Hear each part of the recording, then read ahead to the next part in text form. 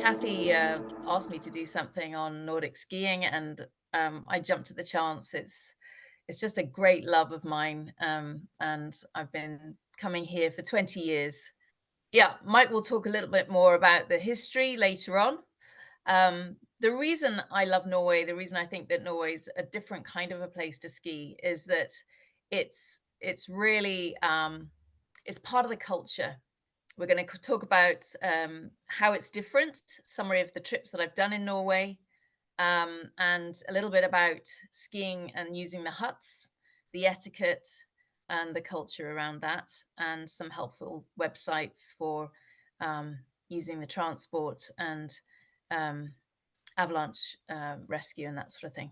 So I think the whole way of skiing on the skis, the Nordic kind of skis, and the way that the Nordic people use the hut systems and their country um, and work with snow rather than try and get rid of it in places they don't want it, um, just is much more of a way of freedom. You just feel that you're just free and you're working with what's there. And that's very much the way Telemark skiing works and Nordic skiing works, is that you're very aware of the terrain and you really ski what's there. You don't drive your way through it. This is six ladies from the ski touring club in Oslo in 1890. So yeah, lots of women in that as well.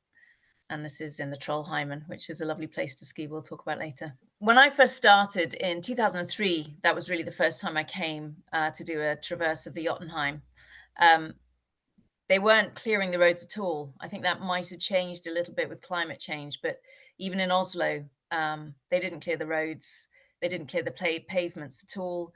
And people just had little crampons on their feet, and they had little sledges that they used to go shopping with. Um, and it's just a completely different way. And they apparently in 1799 they were delivering the post on skis. They used them for hunting, exercising, traveling to their cabins. So this is very typical, and this is what little old ladies go shopping with. And it's like a scooter. They just sort of push with one crampon on the pavement that's covered in ice and snow, and they have their bags on the front. Somebody said it's like a Zimmer on skis, and I think that's probably about right. Again, different way of going. This is touring in the Jotunheim, and I think this pulk is probably full of this pooch's food, actually, because if they come on a trip with you, they need a lot of food, and you have to bring it with you. So that's what he's pulling probably, and he's also pulling his mistress, and that's definitely what's going on here. And they're very well behaved and they're very well trained. They don't pee on the tracks. They don't. And they don't run in front of other skiers. So they're really brought up with it. It's part of the dog's life as well. This is us in Argentier, the first time after COVID, when a few of us took a skating lesson with Lindsay Cannon, which was great fun. And I just think that some of these trips, they're a little less edgy in terms of objective hazard. And I think that just promotes a really lovely group feeling. People are a bit more relaxed, I think, and they can really enjoy the environment and just have a lovely time, experience the huts, experience the environment, and it just is a great team building thing. Public transport is really amazing. The access is incredible in Norway. So the Bergen-Oslo line has pretty much all the big ski resorts along it. Geilo is the biggest, I think, halfway along. But this is Finse, which is about an hour and a half from Bergen. So you fly to Bergen, you get the train up to Finse. And this hotel is not open in the wintertime, but there is the first DNT hut is 300 meters down across a frozen lake. And that's the north end of the Hardangervidda, which you might have heard of from The Real Heroes of Telemark. That's the traverse that they made, which is a classic traverse that a lot of Norwegians still do. And so very easy to get to the start of some of these hut-to-hut trips, because either the buses or the train gets you there. From Finse, you can go north to Skarvheim, which is where we went last year. And then beyond Skarvheim, there's a bus that picks you up from there and takes you back to Bergen. and it also delivers you there for the start of the Jotunheimen trip, which goes north from there. So they're all in quite a small area. It's quite a high plateau, the highest mountains in Norway there. So very easy. That's us starting off for the Skarfheim trip on the last one. Sometimes you can get off the train and get a taxi, and then you're at the trailhead, and then it's a bit of a schlep in. And if you've had a long trip getting from your country and then the train or the bus, sometimes it's just nice to get a bit of help to get into the huts. So this was us going into Trollheimen. That was a little bit cold, I have to say, to the first hut. It was about 12 kilometers, that one. And there's also a lovely caterpillar that goes in to takes you into the first hut in the Jotunheim at Vonsbu, which is about 22 kilometers. And you can just ask the hut to arrange that, and they'll meet the bus. So it's just very well organized. The huts are amazing. It's one organization. You can join as a member from year to year. It's about 60 to 70 pounds. They have about 550 huts, and they're most in the south part of Norway. So that sort of bulb area in the southern part of Norway is where most of the huts are. There are some huts in the north, but they tend to have absolutely nothing in them. So most of the huts down here, they're either fully serviced, which means they're basically hotels in the middle of nowhere, or they're self-service huts, which means they have dried food and tins of food. They have wood, they have lighters, and wood burning stoves. They have, quite often they'll have sheets and bedding like this. Sometimes it's just blankets. So it's good to take a silk liner with you and maybe a light sleeping bag. But basically everything else is there. They're outhouses, and you have to deal with your water because you have to melt the water on the stove. So if you go into a self-service hut, the etiquette is that you're moving through. So it's not really very fair to go and stay a week, because there will be people who turn up out of nowhere last thing at night. And although they do store lots of extra mattresses so that more people than beds can stay, you never turn anybody away. But it's not really very fair if you're planning to do a sort of day touring type thing and just stay there for a week. I guess if you went in end of January or February, you might not be bothering anybody, but you shouldn't assume that.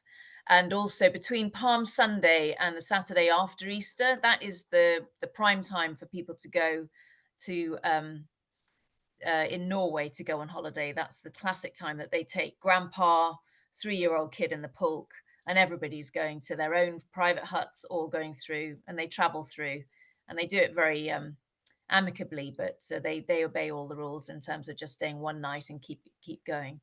The hut wardens, for the serviced huts, they're not guides, and they don't know that much about off-piste. So it's not very like the Alps. They do actually make the kvists, which are the wanded routes with birch twigs between the huts, and they will make them every winter. They will know the route, and they will check them and put the twigs back if they get blown down. And so they're very good at that sort of information. And they choose a very safe route. So the winter routes are all avoiding avalanche terrain, and they're pretty trustworthy that way. And also they make a base. So it's quite important to use those feasts if you are going a long way, because if you end up floundering around in baseless powder, you're going to go a lot less far than you think you will, and you could end up overnighting. So this is the dried food here. You have an app when you get to be a member, and you just put down in the app what you've taken, and that gives you a bit of a discount, and it also helps them update their database on what stores are there. So that helps them, and you get a bit of a discount. And this is a great snow melting system. And also there's lots of drying rooms and everything else. They're really comfortable actually, and very warm when you get the stove going. So the touring skis are a little bit different in that they are sort of a bit narrower. They have a double camber. They also have a soft shovel.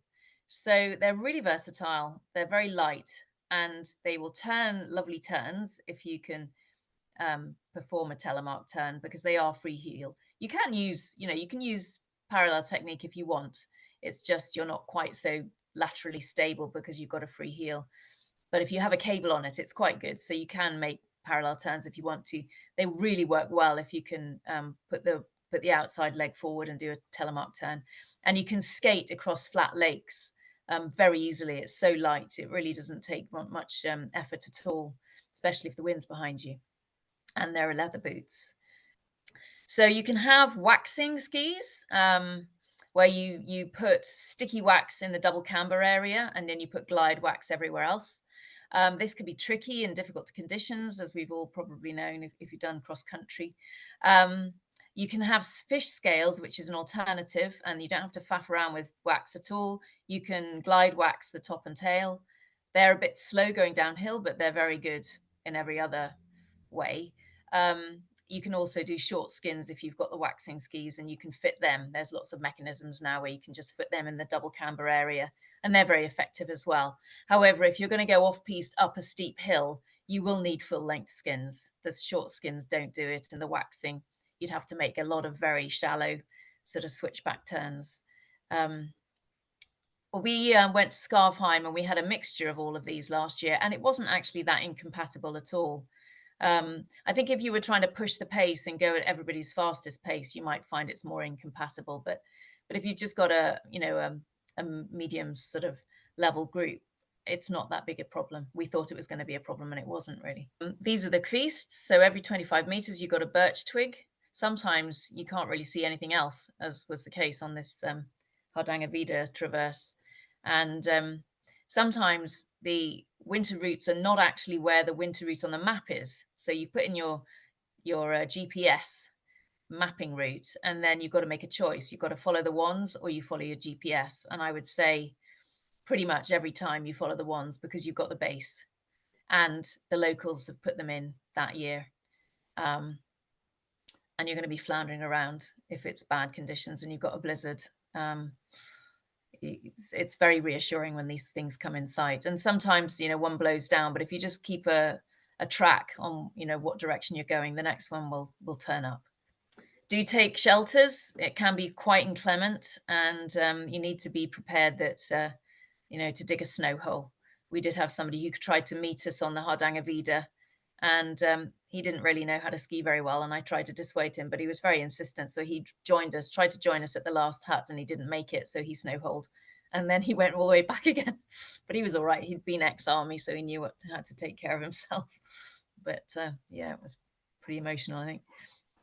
So I've done lots of trips, 8 trips, I think, in Norway over 20 years, most of them to the Jotunheim. My first one was 2003, 7 ladies from Inverness, and everybody was sort of a telemarker of sorts.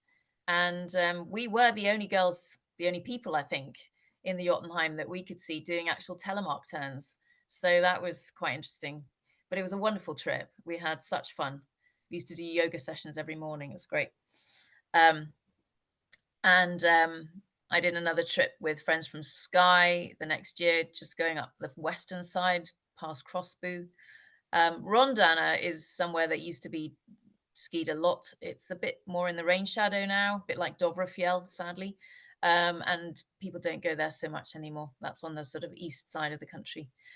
And then my first Eagle Ski Club lead was the Jotunheim, and Mike came on that with me with a couple from father and son from Canada, and a friend of mine from Norway, which was great fun. And then Trollheimen was the next year, which was an amazing, quite a little bit more remote, but beautiful sort of day trips, more sort of 3 huts that you can stay in, and you can do day trips up amazing peaks. And Hardangervidda was quite a tough traverse. We'll talk about that later. And then the first time we did an alpine trip was in 2016. The whole group wanted to do alpine, and I was quite nervous about that, but we didn't get any blisters.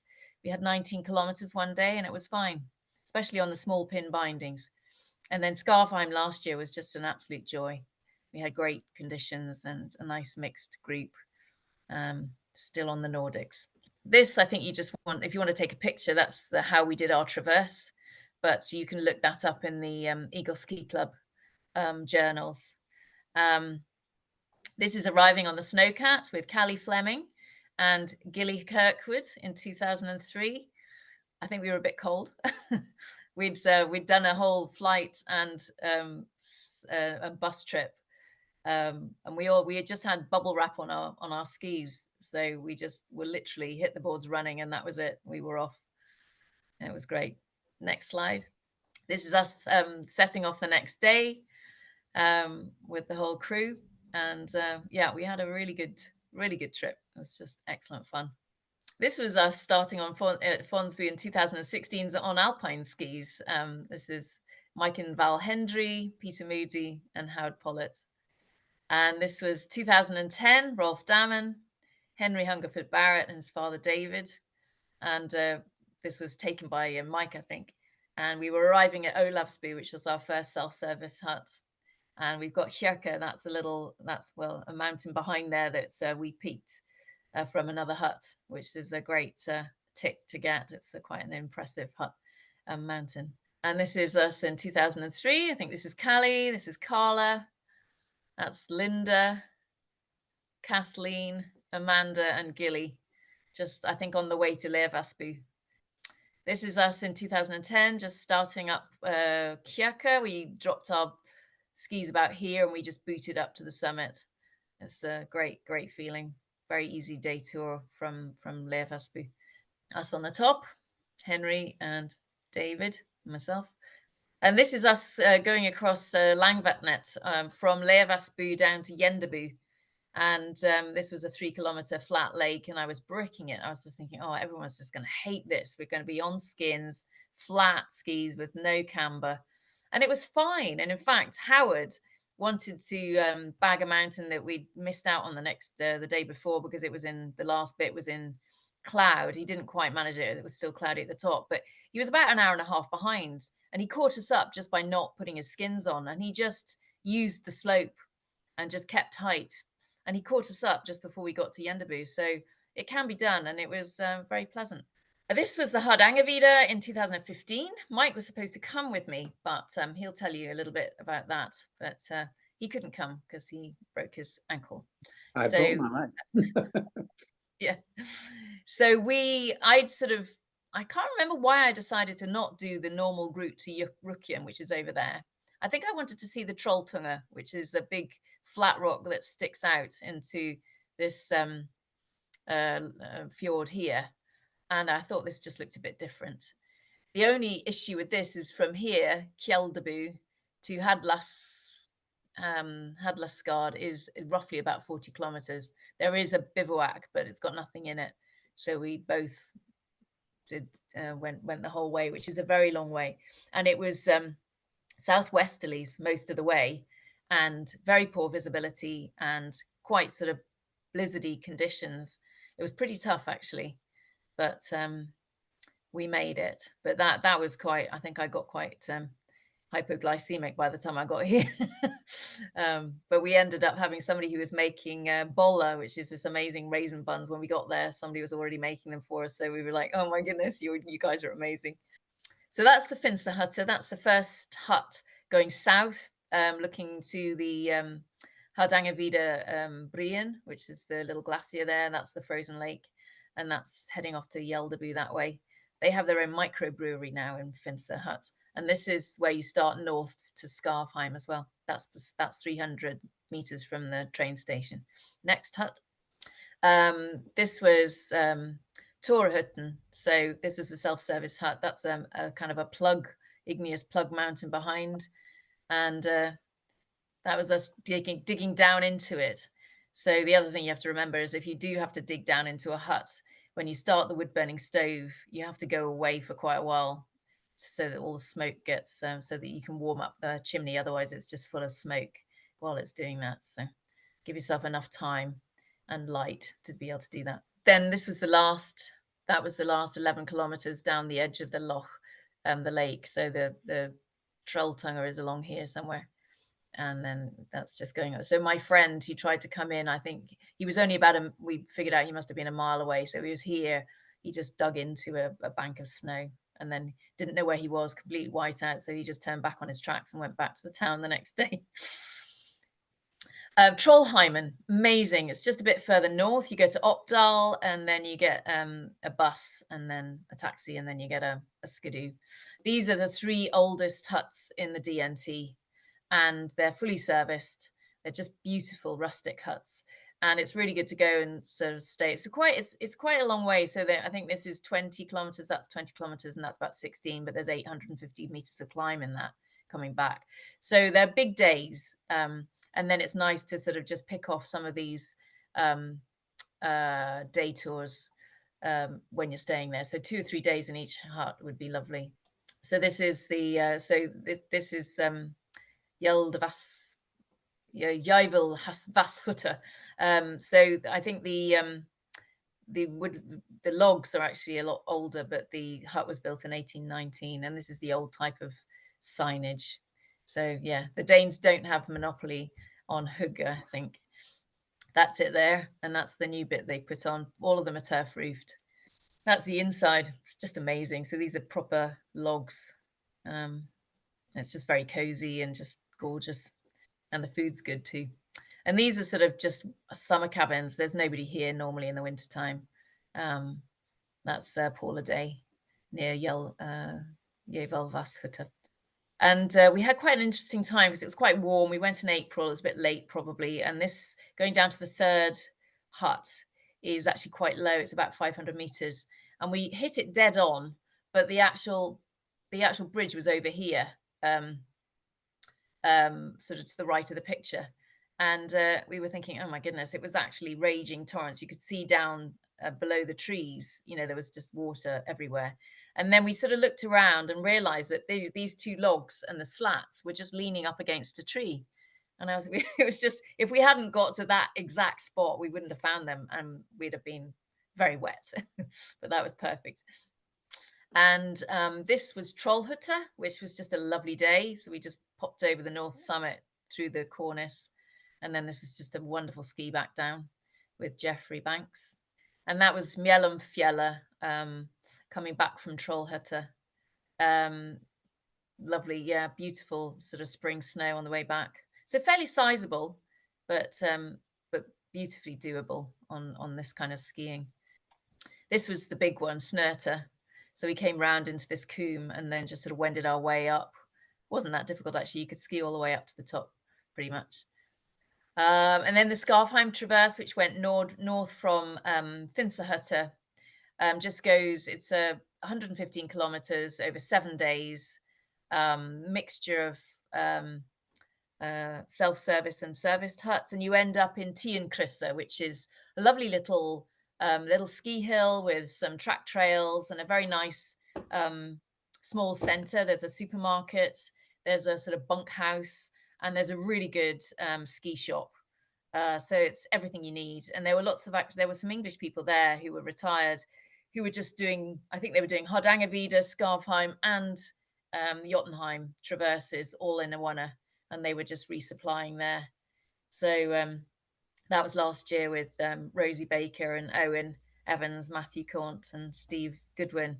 And we had amazing conditions, actually. It was about -30 when we left Finser, but it was bright and cold and loads of snow. So this is us on our first day, I think. Yep, we're heading that way to the next hut, which is Jægerhytte. There's Steve, Matthew, Rosie, and that's Owen, Steve. That's our first self-service hut, which was the smallest hut, but it was fine. I think there were 20 of us in there, but it was absolutely fine. Everybody was very nice. And yeah, this is just sort of, it was our last day in Trollheimen, and this was us en route. I think it was a bit windy. There was a windy day, so we got that out.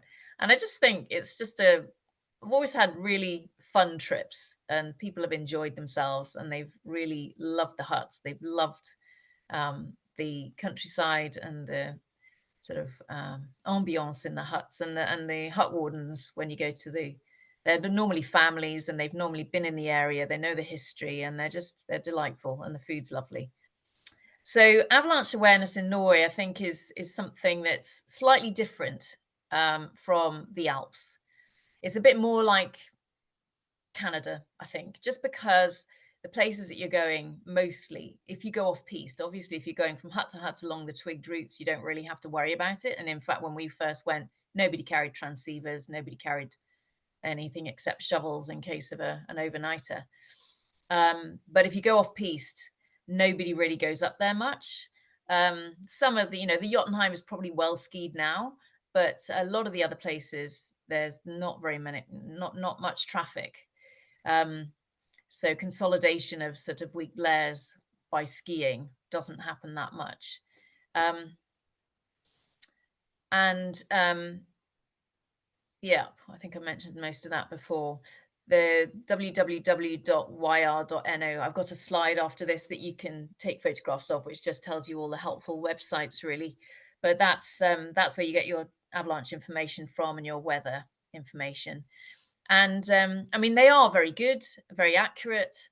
I must admit, last year when we were in the yacht, we were up in the Lingen area when we had sort of the bad weather at the end of the week and those very nasty avalanches. There was a sort of sense I felt that it was accurate in what they were saying the risk was, the level of the risk, but somehow it didn't seem to convey the seriousness of what might happen if things changed, or there were a few sort of weak layers, nothing was shifting, but obviously when the weather suddenly warmed up hugely and a meter of snow fell, things were going to kick off. And um, and and it never even got up to 5. And I think that was, there were a couple of spontaneous avalanches that took some of the farms into the sea. That was the sort of, and they were spontaneous, wasn't skier triggered. I think skiers got caught in them, but I don't think they triggered them. I think they were remote triggered from cornices that fell right in the middle of the island. So just be aware that going off piste, you're really having to make dynamic decisions, and decision making can feel a bit lonely. And I think that's, yeah. So this is the useful website. So the yr.no is the weather and avalanche. ut.no is part of the wider hut system and ideas for trips. And the dnt.no is the official website of the ski touring hut organization. Vy.no is very useful for any kind of trips you want to plan in Norway. So if you want to know what the trains and the buses are doing in Norway, that's a really important one. And it's very easy to use. I've not found anything easier to use than this one. And I always use skyscanner.net, but I'm sure you know all about that. Mike's going to take through and talk about the Hardangervidda, and then talk about the history of skiing and the development of the skis in a different way in Norway. This is my picture of the. I didn't go on the Hardanger, on Catherine's Hardangervidda crossing because of a slight problem with a broken leg. So I think either 1 year later or 2 years later, I did I did it, but in the opposite direction, because Catherine had said that the ascent was the descent to Odda was unpleasant. So we started, just the two of us, from Odda at sea level, and Finse is 1,200 meters. So all in all, we had 3,000 meters of ascent carrying 12 kilos. And our longest day was 39 kilometers with whiteouts and no poles, no ski poles to follow that set, and so on. So what I'd like to do is just give you an outline of ski history. And the ski history is quite well researched, because I wrote a book jointly with a professor at the Lancaster University called Invisible on Everest, and that's a full history of not only climbing gear but ski history. And then I've written one on clothing. And so if you want to read a book about skiing, and some of you may already have done this, then Roland Huntford's book is absolutely superb. And as a writer of 3 books, the research he did for this book was quite amazing. It was quite controversial with members of the SCGB, because he didn't have, say, the appropriate things for Arnie Lund. So let's have a look now. There's certainly evidence of skis being used 4,000 years ago. Roland Humphrey thinks possibly skis existed as long ago as 20,000 years. They were used in Norway as far east as the Urals, which divide Europe from Siberia. They were never used in Greenland, of course, because there's no wood there, and they were never used in North America. Only snowshoes were used there, but there was evidence of sledges in lots of places. And the ski was not seen in the European Alps until the 1890s, after Nansen's book was published. More on that in a minute. So Norway is really the home and the origins of all skiing. Here's a picture of a Norwegian soldier. You can see he's using a single pole, so that gives him more dexterity, using the gun, or in earlier days it would be in a bow. And so competitions began, ski competitions and races began in the 1850s, and polar exploration developed in the 1880s. And Norway has the world's best polar explorers, Nansen and Amundsen. So how do we get a grip on things when needed? Well, 4,000 years ago, there is evidence of the method, which was one short ski with a seal skin on it and pushing a longer ski. And I had to try that one day in the Alps because the waxing was very difficult. What Nansen did was seal the wood base with tree tar, burn it in with a lamp, and he used longer skis, 220, 220. They were slow, but they gripped well because they had plenty of ascending there to do up to the Greenland plateau. Alpine skis were a strap-on, and when I started skiing, and then the glued came later, a glue-on. Norway is definitely the home of skiing, and the first competitions were held in Oslo in the 1850s, and Sondre Norheim, see the picture here, is considered the father of modern skiing, and he did something which was out of the ordinary for that time, and he made a side cut into the length of the ski so that he could turn it, make a carved turn. And you'll notice in the picture that he has those Finnish types boots with a little upturned toe, and that enabled him to tuck that into the little loop on his skis with a little heel strap, and not the sort of control we like today on our skis, but that's what he was doing. So let's have a look. The competitions, there's two all-time classic ones. There's dozens and hundreds of races, but the Birkebeiner is 54K, and everybody has to carry a 3.5 kilometer pack to commemorate the carrying of a baby prince, some in the 13th century. And then the Vasaloppet is to celebrates a journey in 1520. It was a complex story, so that's a modern day picture of things. I haven't done the Vasa or the Birkebeiner. I've done a 90-kilometer race in Austria. That's quite an undertaking. So let's go back to some history here. This picture of this guy jumping on the left was reproduced in Nansen's first book, The First Crossing of Greenland. And this book was translated into German in about 1890. And this is what started the fires burning, the desire to ski, because the ski was completely unknown in the Alps. And so Norwegians who were working and training as engineers and cooks and chefs and so on in Germany, the German people started asking them, well, can you get us some skis? So they were writing home and getting skis mailed through. And something special happened when Nansen arrived on the west coast of Greenland. He started on the east, dropped off by a ship, and he arrived on the west coast just in time to see the last boat having departing.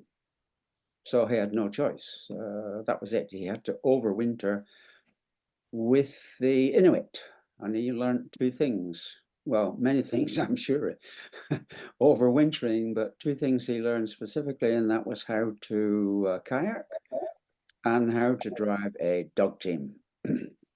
And this is why the husky dogs are part of the Norwegian culture today, that Catherine has outlined to you.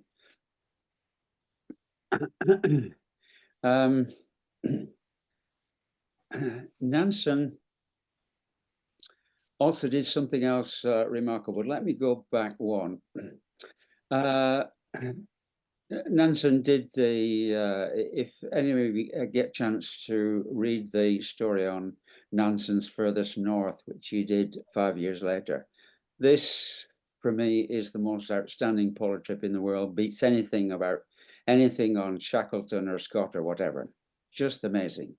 He used all the skills he made a special boat, he locked it into the ice, let the ice drift right throughout the winter. When he'd finished and the sun came up, then he got the dogs out off the boat, and he got his kayak, put his kayaks on top of the dog sleds, and they just set off. They didn't quite make the pole, but knowing that when they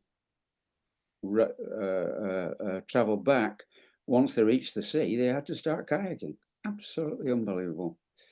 Okay, let's have a look at slip sliding, weighing, grips and waxes and all sorts of things. Already mentioned that the single skin thing. The base ceiling. When I first started Nordic skiing in '72, it was in USA, and Nordic skiing was and Telemark skiing was a reversal. It was a refusal of the modern alpine skiing with all its plastic and razzmatazz and so on.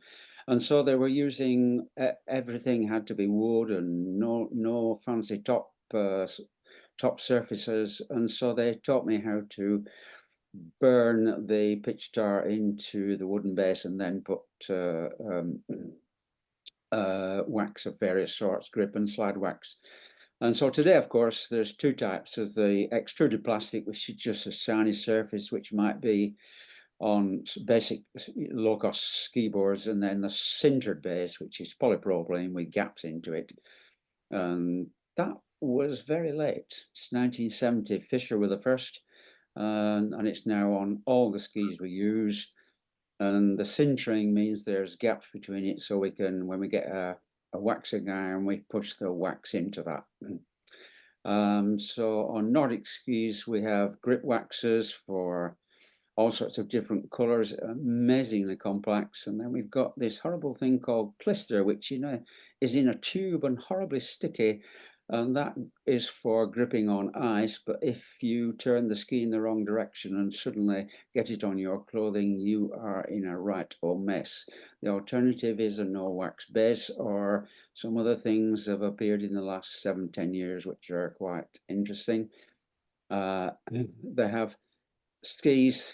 Years ago, they tried skis with a skin in the center, but they didn't particularly work well. Now they are working very well. And when I did the Hardangervidda crossing, we used the Madchus IntelliGrip skins, which are like a stick-on skin we use for alpine. And they have a kick zone, a grip zone in the middle, and a glide zone in the tip and the tail. So as a Nordic skier, as Nordic skiers, what we are looking for is a rapport, a click glide rapport.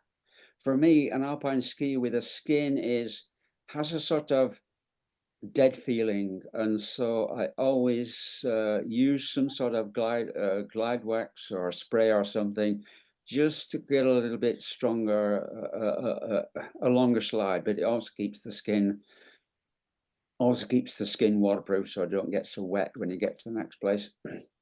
Now something else has happened. The fluoro compounds are now banned as from this year.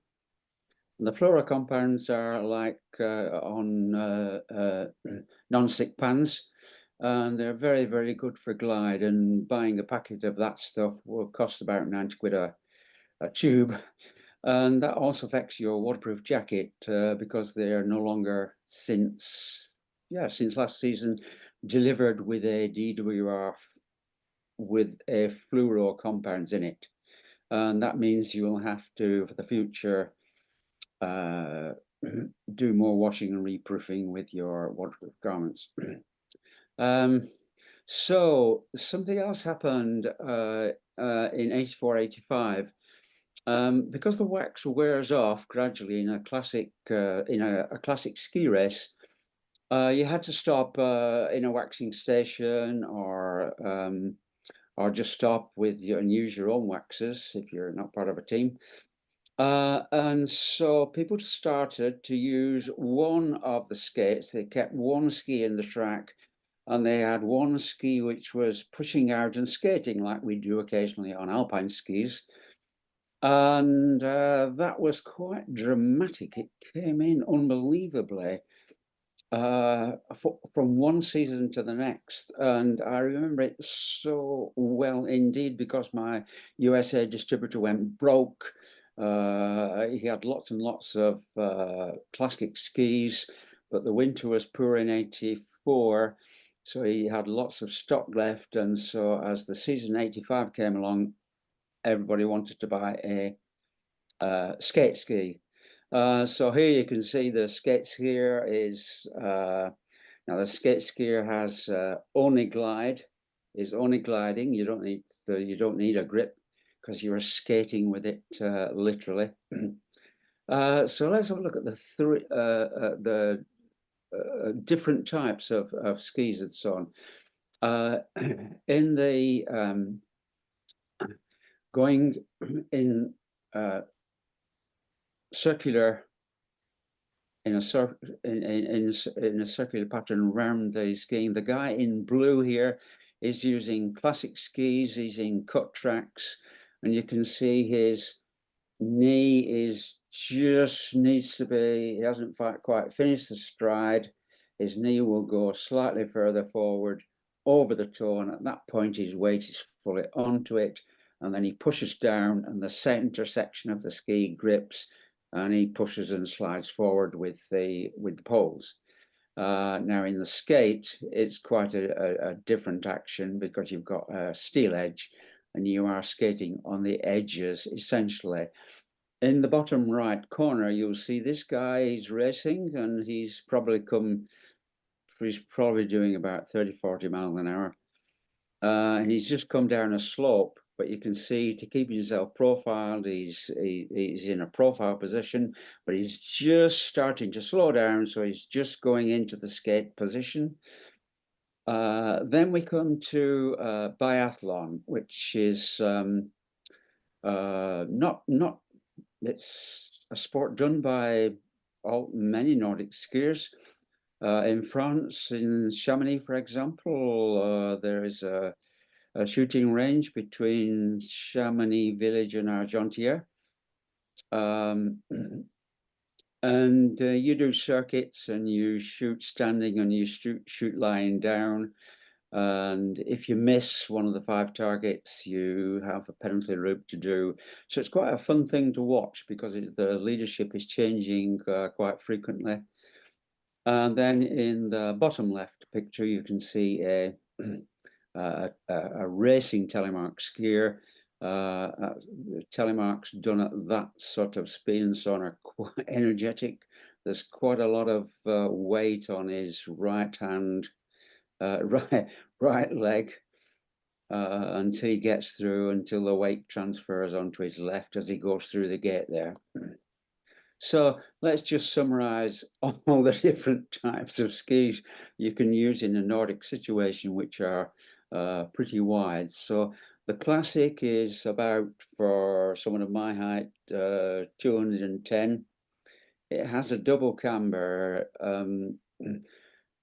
Catherine mentioned that word several times. The double camber means that instead of carving, if you weight the ski, the center section of the ski does not touch the ground with your weight on it.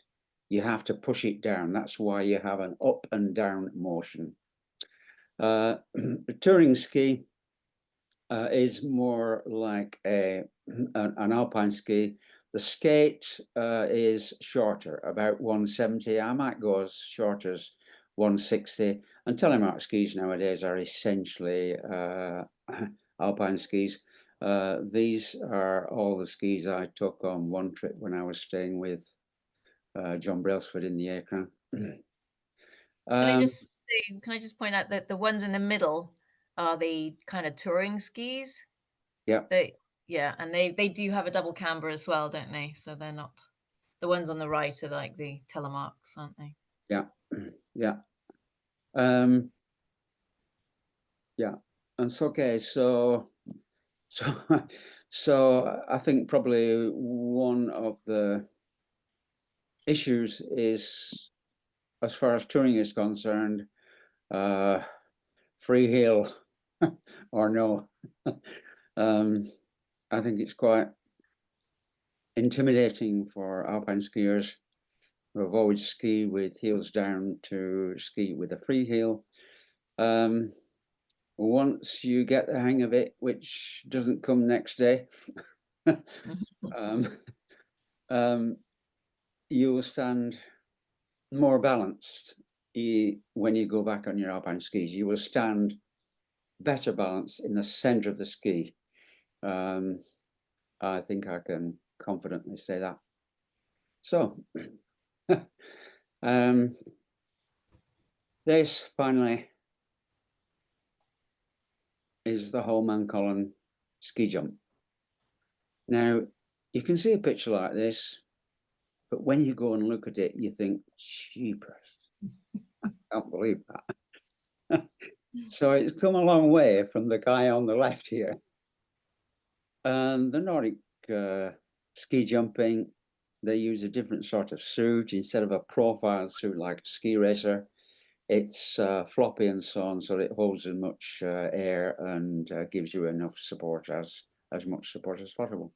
So look forward to telling you some more sometime. Thank you. Hi, Catherine. Hi, Mike. Thanks for an excellent overview. Just a question about traveling on Nordics with either a pulk or a whole bag, and how you can get enough traction. Do you need full skins, do you reckon, or would you get away with the kicker skin under the camber? Well, when I did a Greenland trip and we were on Nordic skis, and we were pulling pulks with, at the beginning we were pulling 75 kilos. And to my delight and surprise, I was going up modest slopes with Arctic green wax, without skins. So I was rather surprised and relieved. Yeah. I would probably take them with you. Full Yeah, length. you need a variety of resources to be able to go uphill.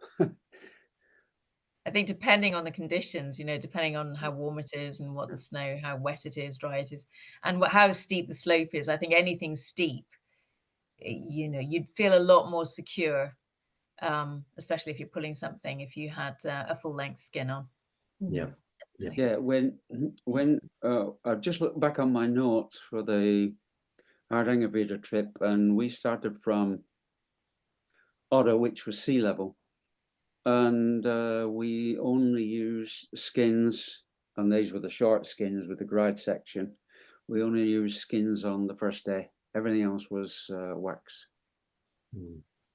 Okay. That's the most of the uplift, really, isn't it? On that first day. Yeah. Yeah, the first the first slope was about 1,000 meters. So yeah. Thanks, Mike. Thanks, Catherine.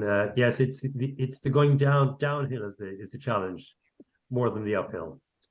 Downhill with a poke? No, downhill. Downhill on Nordics anyway.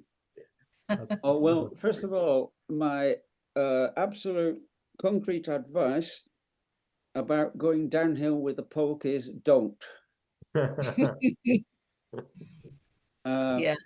What you can find, what you realize is you really realize that for skiing we need to bend our knees to edge. However, the sledge doesn't know that, so it doesn't know when to edge. So instead of contouring, it slides off. Yes.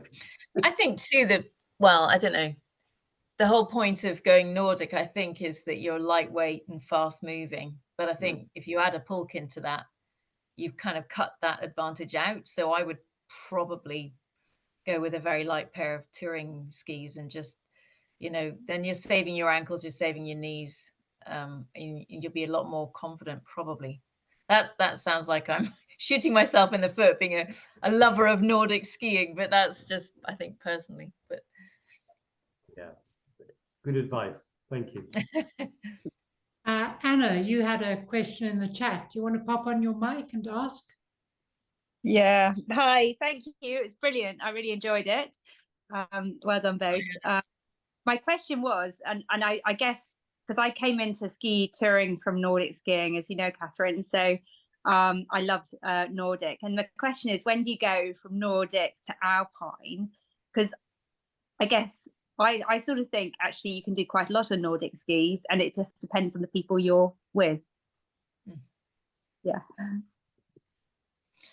Yeah, I mean, I think that Trollheim, well, the Trollheim trip that we did and all the Jotunheim trips, except for the last one, were all done on Nordics, and we did significant peaks, and it was never really an issue, to be fair.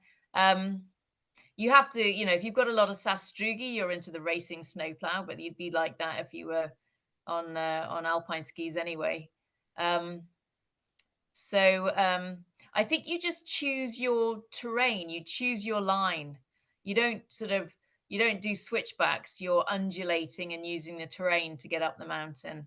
And the same on the way down. So I think you're much more aware of the terrain you're skiing through. You must have found this, Anna, that you're just so aware of what you're skiing, and you're really choosing carefully where you ski.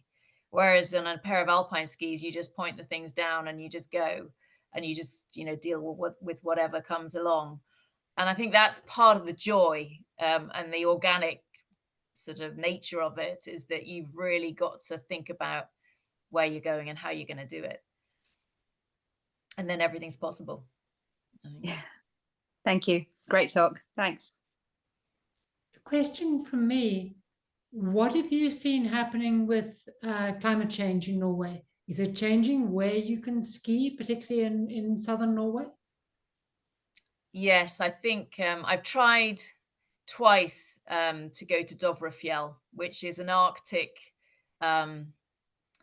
It's an Arctic sort of a national park where they've got muskox and lemmings and things like that. And I've always wanted to go. It's very remote. We tried in 2016, and luckily there's a webcam at the start, and 2 weeks ahead of time there was just no snow, so we skipped, and that was when we went and took our alpine gear to the Jotunheim.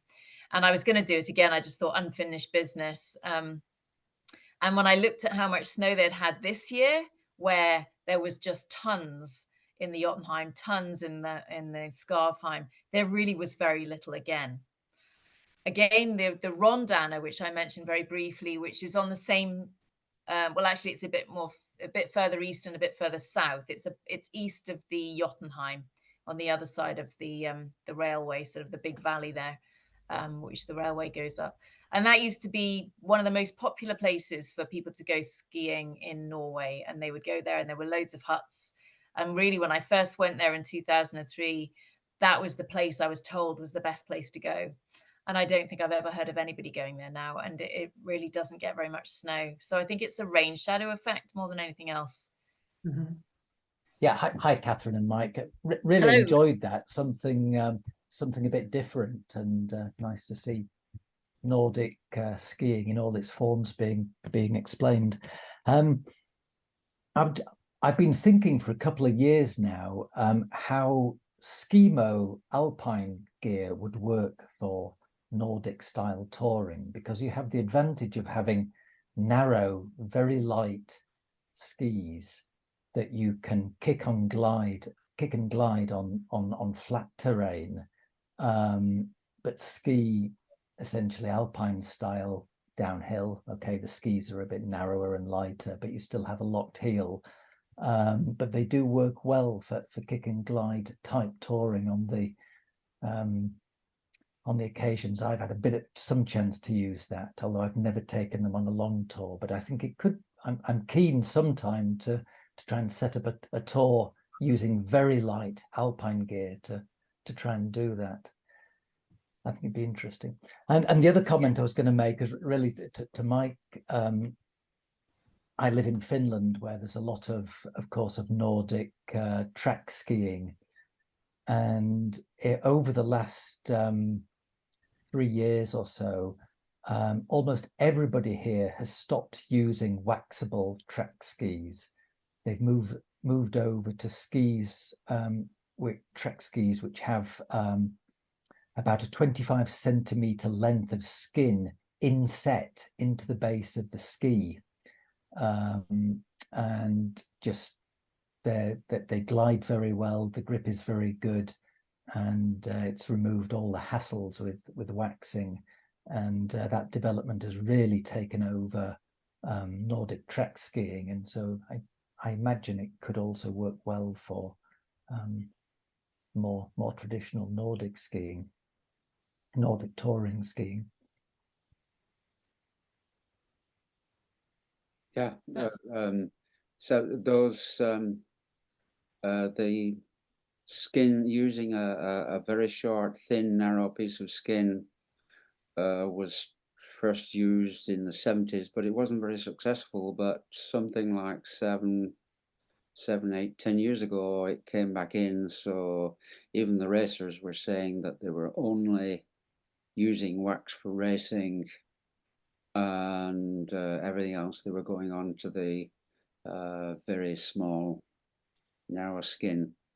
And on one of my last trips I went on, one of the guys who was using such a ski said it was adjustable in a way that you could take one strip. There was twin lengths of skin about a centimeter wide and about 25 cm long, and you just if you needed less grip and more glide, you took one of the strips off, and so on. Yep. Great, thank you. Thanks, Dave. One point to add to what Mike's just said about the skis with the inset grip fabric is that particularly if you're skiing in tracks a lot, they do accumulate wax that is in the track from skiers who've gone before. And although they work very well in my experience, you will need to clean them off every 2 or 3 nights to get all the old wax out of the material. Yep. I think I've done most of my trips without really waxing much. Yeah, except for glide wax.